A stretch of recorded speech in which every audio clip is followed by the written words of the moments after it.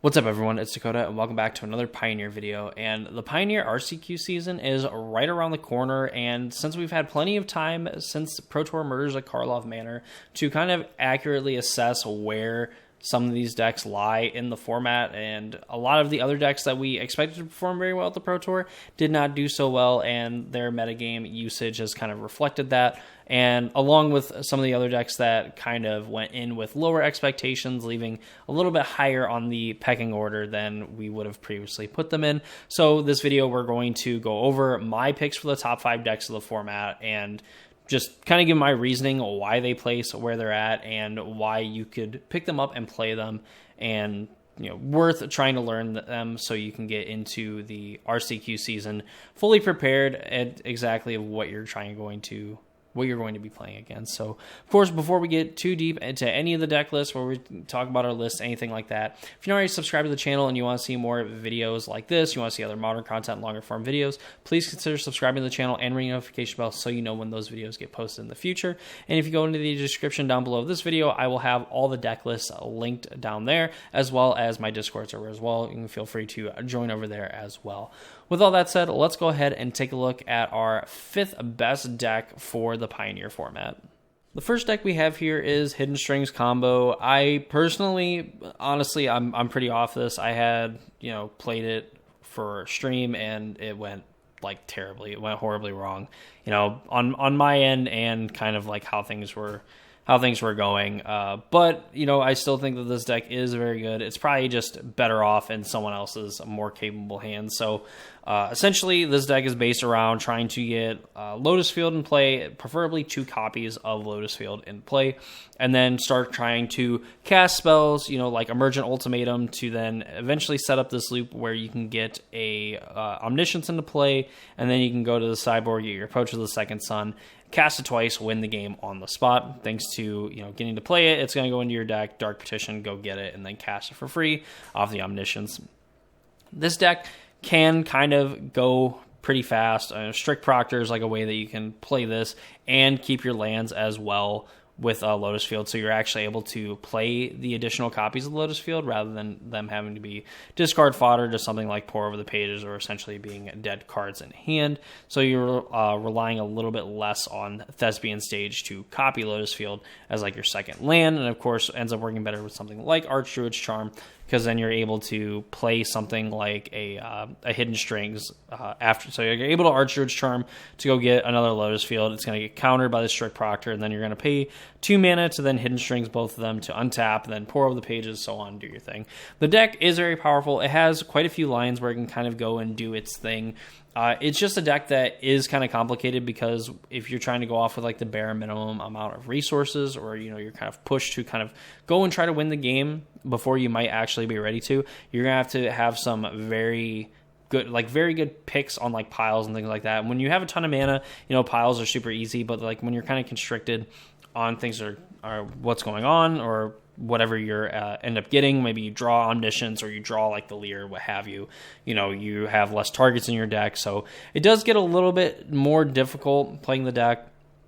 It probably gets a little bit more streamlined with Strict Proctor over something like Arboreal Grazer, which is a version that I previously liked, but this deck can be good, especially in paper. It is a lot easier to kind of go through all the things than it is like on Moto and stuff.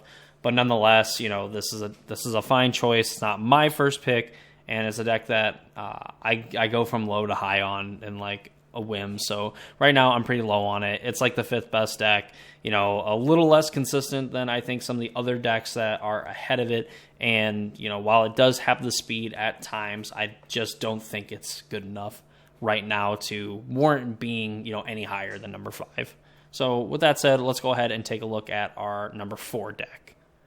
So at number 4, I have Boros Aggro. Boros Aggro is just a deck that I look at it and it looks like a ton of fun to play the deck. You're essentially looking to hopefully have, one or two of these creatures, something like a favorite Hoplite, Illuminator, Virtuoso, 10th District Legionnaire, and be able to load up on it with pump spells, eventually just being able to kill your opponent, on turn 3 or turn 4 pretty consistently, thanks to cards like Ancestral Anger and Defiant Striking to draw you cards. Homestead Courage is getting to really double up a lot on like these targets, where 10th District Legionnaire is going to get a +1/+1 counter every target, and Scry Virtuoso is going to be able to connive, which is going to help you kind of get rid of some of these other lands that we kind of tend to flood out, or even get rid of some of these other creatures. You can grow the Virtuoso even bigger and then be able to give it trample with something like Monstrous Rage and kill your opponent, or put them very close to dead with like 2 or 3 creatures on board and like a protection spell and so on. So while this deck is not necessarily, it's not flashy, you're not going to win the game normally by like a crazy sequence of plays that, involve getting like tutor creatures or, put other creatures into play. But this is a deck that you can, basically play pretty straight up. It's very cheap. I mean, $208 for this version in particular. And really a lot of it's in the Mana Confluence. Like 20% of it is like Mana Confluence, where you don't even really need this card. You could probably play something else, get away with playing something else. So essentially a deck that you could play for under $200. It's going to get you a lot of wins. People that don't really, that kind of fold to like the aggro decks where they're going to try to dirtle and do their thing, you're going to be able to blow them out of the water just by getting to have a lot of these fast starts with like favorite Hoplite, Monastery Swiftspear. Like I said, turn 2 Illuminator Virtuoso, you could potentially win the game on turn 3. It's a great deck. It's a fun deck to play. Again, super cheap. And kind of can go over the top of some of the other decks, especially if they stumble. And that's kind of what you're looking for in this deck, is if your opponent makes a mistake or stumbles or anything like that, you're able to just kind of kill them out of nowhere. So that's Boros Aggro. Let's go ahead and take a look at our number 3 deck. So here at number 3, we have Abzan Amalia Combo. This is essentially the premier combo deck, to me at least in the format. And it's an annoying deck to try and play against for the fact that it has a lot of redundancy to it. It's kind of a graveyard deck, so you have to care about the graveyard, but then if you care about the graveyard too much, then the actual cards in the deck itself can help kind of combo and set up and everything, and it's just very annoying overall to deal with. These versions have adopted playing more Fauna Shaman in the deck, so all these other creatures and stuff kind of turn into the Skyclave Apparitions, Sentinels, Extraction Specialist being very powerful because you can bring back an Amalia when you already have something like a Wild Growth Walker in play, and then the Specialist can actually be a way that you gain life and then trigger the combo altogether. Or, of course, if you already have like a Lunarch Veteran or a Prosperous Innkeeper in play, you're going to be able to trigger it, get rid of the Specialist, and then your Amalia is going to be able to attack. So that's just kind of like one sequence of plays. You have, Return to the Ranks, which is like kind of where the deck cares a little bit about the graveyard, because once you kind of go off with your combo, you're able to explore a lot of these creatures into the graveyard. And typically in other versions, you would have like Dina in the list, so you were able to get back Dina and a bunch of these dorks that cared about creatures entering the battlefield. You can drain your opponent for a ton of damage, or you can opt for something like an Aetherflux Reservoir to after you gain 100 life, you just pay 50, deal 50, and you have another 50 left over to hit your opponent if they're somehow going to manage to like negate like that activation or something like that. You have Court of Calling as a way to get a lot of these other one-ofs, plus cheap enough to go and get, Amalia, your Wild Growth Walker, an Innkeeper, maybe even like a Fauna Shaman and stuff to kind of tutor some of the other creatures in your hand away into combo pieces. The mana base is pretty simple, all things considered. You have just a bunch of dual lands. You have Boseiju and a Takenuma, which is really neat. And you get to play a lot of like these silver bullets on the sideboard as well to kind of fit into this like creature toolbox game plan. So it has a little bit of everything for everyone, and it has potential for fast kills. Can win on turn 3, in multiple ways. Like you can even like Thoughtseize on turn 1. Turn 2, you can play an Amalia, and then turn 3, you're able to go like third land, play the Prosperous Innkeeper, play a Wild Growth Walker, and you're able to attack and kill your opponent as long as they're at like 21 life. If they're any higher than that, you won't be able to win, but you'll also have gained a ton of life, found an Aetherflux Reservoir, put a bunch of things in the graveyard for Return to the Ranks, what have you, some combination of these things. So you're able to kind of win the game from there, even if your combo doesn't necessarily win the game, and that's kind of where the power of the deck lies into it. while I think it has good matchups against the number 2 and number 1 deck on our list, I just think overall that the deck can be a little hard to play.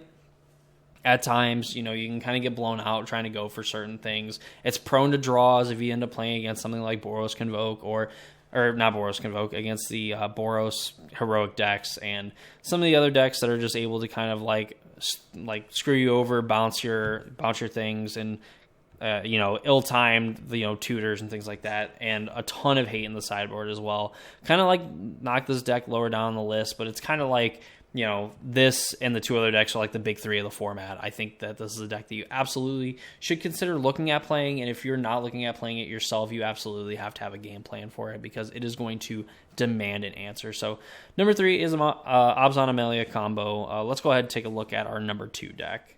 Probably goes without saying, I feel like this deck, the number 1, and I guess even Amalia, can kind of all fight for what deck you think is the number 1 deck in the format. I think, at least, between all these, you could have any one of these 3 as number 1 and number 2, and I won't question or anything like that.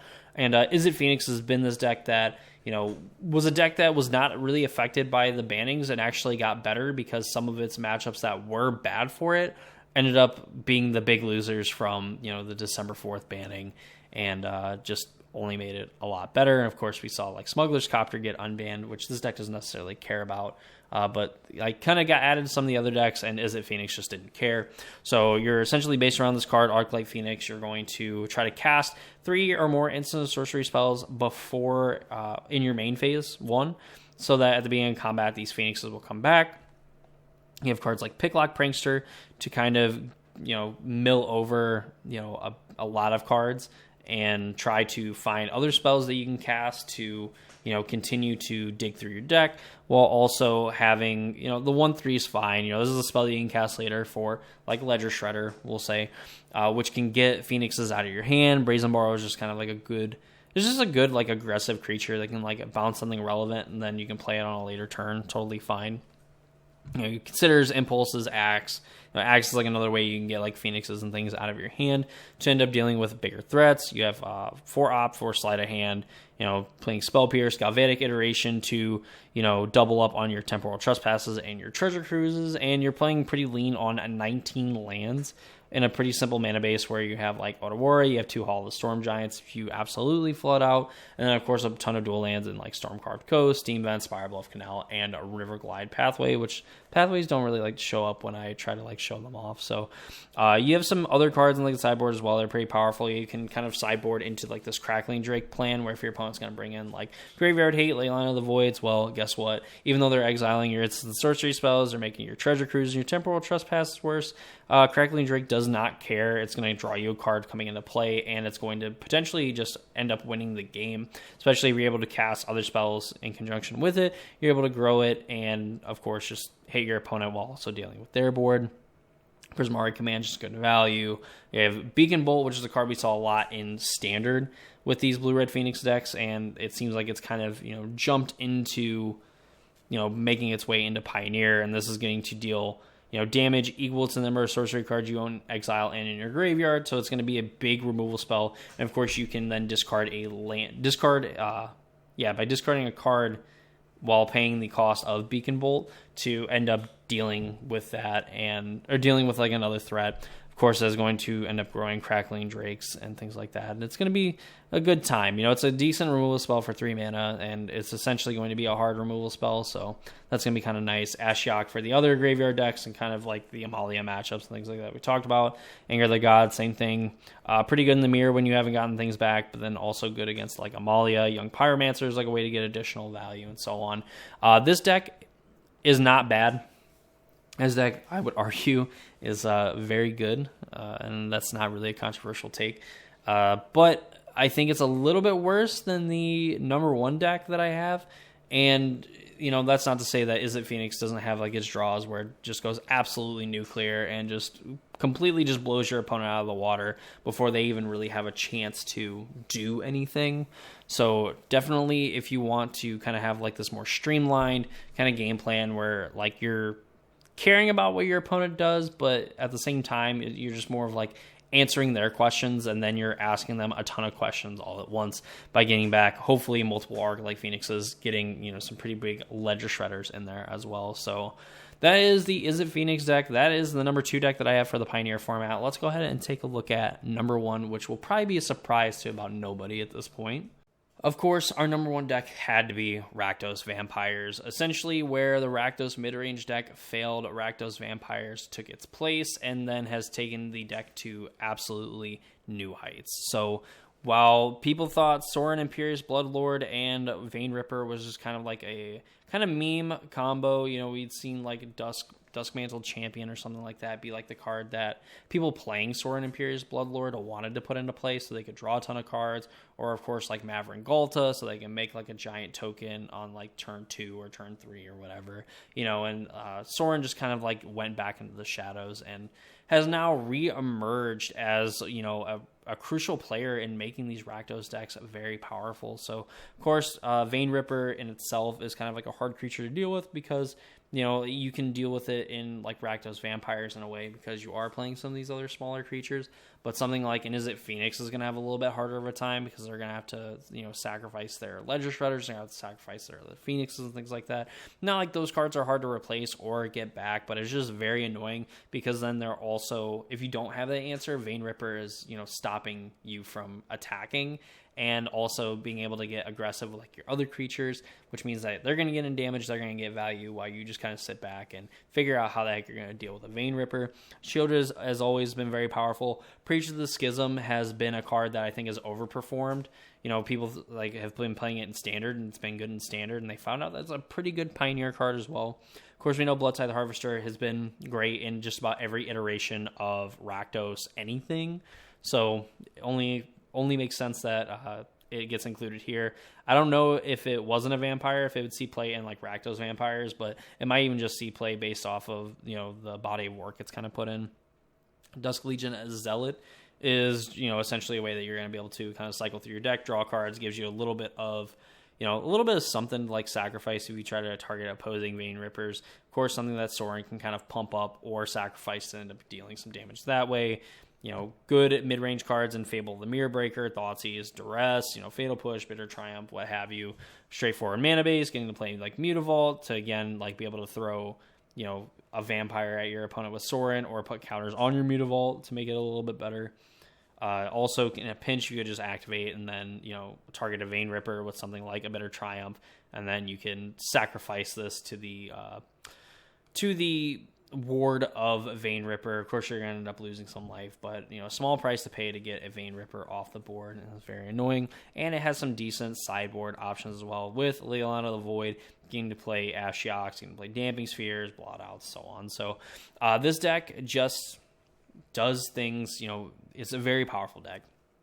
All right, so when you get to Thoughtseize your opponent on turn 1, Harvester on 2, and then Sorin put in a Vein Ripper, and then you're able to just kind of like plus, and then eventually the Vein Ripper is going to get out of range for some of the bigger removal spells that we have in the format for it. It's going to get past a lot of the damage-based removal from the Phoenix deck, which is going to have multiple creatures and multiple cards to answer a Vein Ripper, which for the Rakdos Vampires deck and really mid-range decks in general, that is definitely considered a win in their book. So just overall, I think it grinds better than most of the other things in the format. I think it could potentially have a hard time against something like Amalia Combo because they're just going to get to gain a ton of life, and even though they blow up the board at the end of their combo, it doesn't matter if you drain them for 20 and you gain 20 or whatever. While Amalia is definitely going to have to beat through that some way, thanks to some of the other tools and stuff that deck has, it can kind of attack the Vampires deck very well. Even like Lotus Field as well could, in some cases, actually beat Rakdos Vampires, even if it doesn't have that fast of a draw, because Vampires, if it doesn't have the Vein Ripper on turn 3, is going to kind of take some time getting to the board, kind of developing their position, and being able to win the game relatively quickly, as we kind of get to the mid-game, all things considered. So While this deck, I think, can close out games a lot faster than traditional Rakdos mid-range, it's still, like I said, waiting until about the mid-game to be able to do it. So it does give you a little bit of time, even though they are able to disrupt you, that you can kind of find ways to get around the disruption and end up winning the game through what Rakdos Vampires offers. But until anyone can really dethrone it and actually attack it in a way that I think makes the matchup a little bit more consistent, rather than Rakdos Vampires like fail rate, where they don't really draw the powerful cards in their deck. They're kind of stuck with these like middling mid-range cards. This deck is probably going to be the number one deck, and the deck that you should absolutely have a game plan for going into your weekends and stuff, going into your qualifiers and things like that. So that's going to do it for me in this video. Hope you all enjoyed. That was my top 5 Pioneer decks for the format. Again, if you want to check out any of the deck lists, be sure to go down in the description below and check out those deck lists. Of course, join the Discord server through the links down there, as well as subscribing to the channel and ring notification bell. So again, when future videos get posted. That's going to do it for me. Hope you all enjoyed, and I hope to see you all in the next one.